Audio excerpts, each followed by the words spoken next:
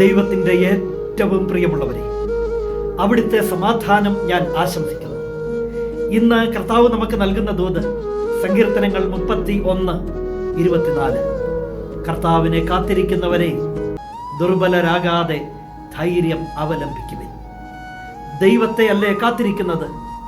ദൈവം ഇടപെടുന്നതിനെ, ജീവിതത്തിൽ ദൈവം പ്രവർത്തിക്കുന്നതിനെയാണോ കാത്തിരിക്കുന്നത്? അങ്ങനെയെങ്കിൽ ദുർബലപ്പെട്ടു പോകേണ്ട.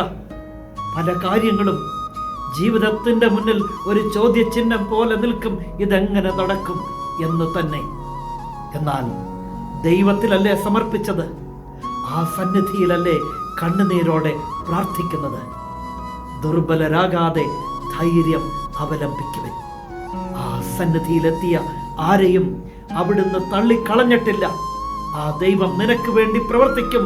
മറ്റാർക്കു വേണ്ടിയും പ്രവർത്തിക്കുന്നതിനേക്കാൾ ഉപരിയായി ധൈര്യം അവലംബിക്കുവിൻ. അവിടുന്ന് വരും, അവിടുന്ന് പ്രവർത്തിക്കും. കരുണാമയനായ ദൈവം നമ്മെ എല്ലാവരെയും സമൃദ്ധിയായി അനുഗ്രഹിക്കട്ടെ.